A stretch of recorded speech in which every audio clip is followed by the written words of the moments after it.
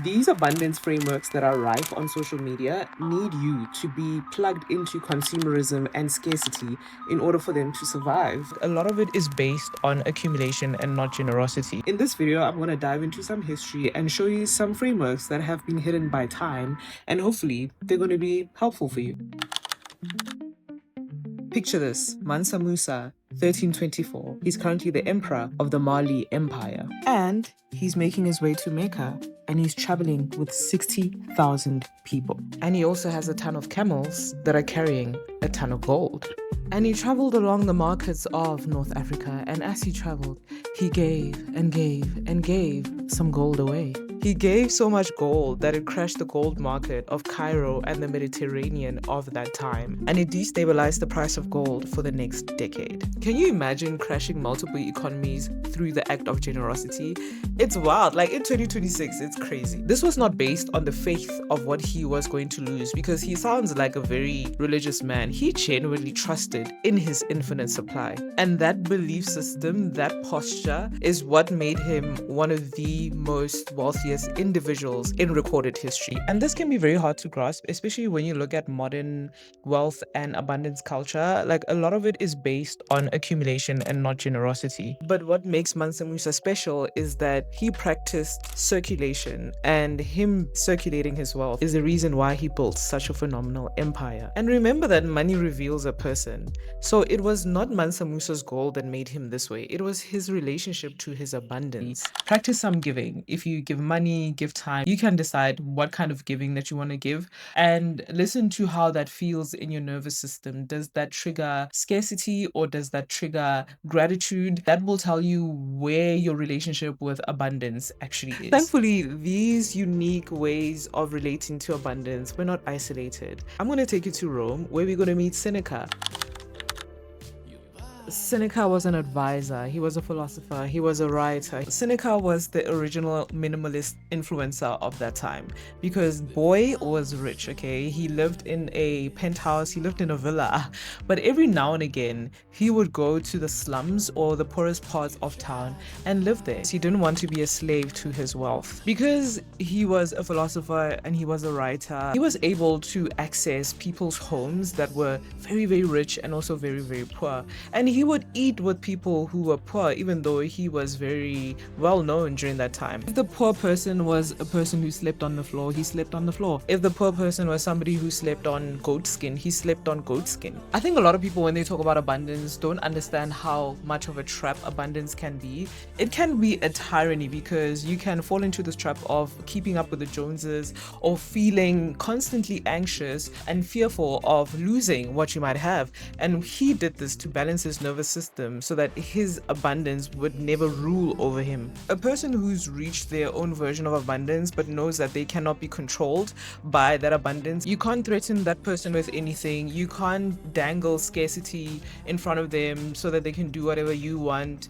They know how to survive, so like, fuck off, you know? And that is why Stoicism to this day is very popular. Like I said in a previous video, you cannot say you want abundance but you do not know who you are once that abundance arrives, because the shadow of abundance, which I think I should make a video about, is that it can be used against you. You could have fear, you could have depression, you could have so many negative emotions that are related to having so much. It can lead to paranoia, especially if you have not created an identity around who you are once you have arrived in that abundance. And one thing that I respect about the original Stoicism is that it doesn't base its teachings on wanting things. It's basing its teachings on ruling yourself, so that when you do have the things that you want, you're still a sovereign human being whose things cannot be used against them.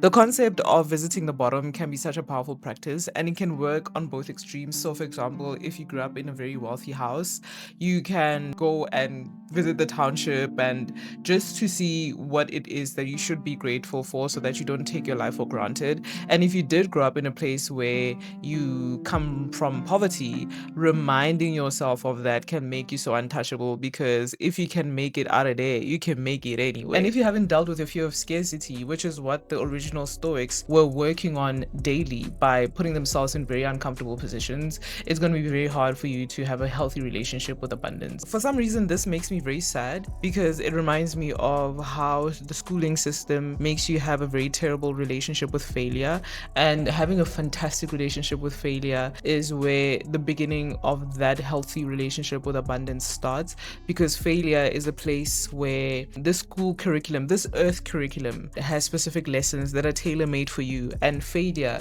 is one of those places where you can get those tailor-made lessons you cannot get anywhere else. They tailored to your specific personality, tailored to your specific strengths, and if you use a failure to enlighten you, you can definitely become wiser. This fear of rock bottom and this fear of making a mistake because we were punished in the schooling system when we made mistakes, it is just something that it just makes me so mad, because there are so many dreams and so many things that have not been born because people are just so scared to fail and to try. You know, there's this book that I'm currently reading, David Goggins. One thing that he's making me realize is that the top is a place where you need to constantly challenge yourself, constantly put yourself in uncomfortable positions, and also just because you've been hurt before or just because life has treated you not so nice, it does not give you permission to be a loser. Should I make a video for book recommendations? Because I've been reading a lot this year. I've been reading a lot the past 3 years. Maybe I should make a video. The middleman in today's day and age is something that makes a lot of commerce run, and cool, that's fine, but there is power in not having a middleman, and that is one thing that the Silk Road did extremely well. Just to give the perspective of the Silk Road, that thing was long. Sometimes it would take months for a merchant to travel from one place to the next. And even though the Silk Road sounds so fancy, there was no legal framework to protect the people who were exchanging goods and services. It was generally every man for themselves, every woman for themselves. Not only were the conditions rough, but the Silk Road crossed multiple countries as well. So can you think about the logistics of that? Everything was dependent on word of mouth. Despite all of those things, that trade route flourished. It's one of the ways silk was introduced to the world, because silk was made in China. And through all of that dilly-dallying up and down, the currency that made the Silk Road very successful was not gold, it was reputation. Word of mouth has always been and still is the fastest traveling marketing that exists, and also it's the kind of marketing that a lot of people trust. The trader who dealt fairly and made good deals and kept his word was somebody whose name spread across the Silk Road and whose businesses flourished. No amount of money can buy a good reputation, but unfortunately we live in a weird time where reputation is not something that is as coveted anymore, because when you look at the things that people do, especially on social media, and the brands that have done very questionable things, people have tried to cancel them and they have not been able to be cancelled. So the value of reputation for multi-million dollar rand companies definitely is a little different compared to what reputation means for the everyday man. Just because a group of people was not able to cancel a brand doesn't mean that we should neglect the value of reputation. I think one thing that the Silk Road can teach us and remind us of is that trust is something that is extremely valuable even to this day, and it would be helpful for a person never to forget that. By practicing these habits, you're going to be practicing the behaviors of most successful people in history, and I'm going to be practicing along with you. So you can tell me in the comments how it went when you practiced Seneca's way, when you practiced Mansa Musa's way, when you practiced the Silk Road's way, and yeah, let me know how it went. And if you want to see how the psychology of overflow can leak into something as simple as what you eat, please watch this next.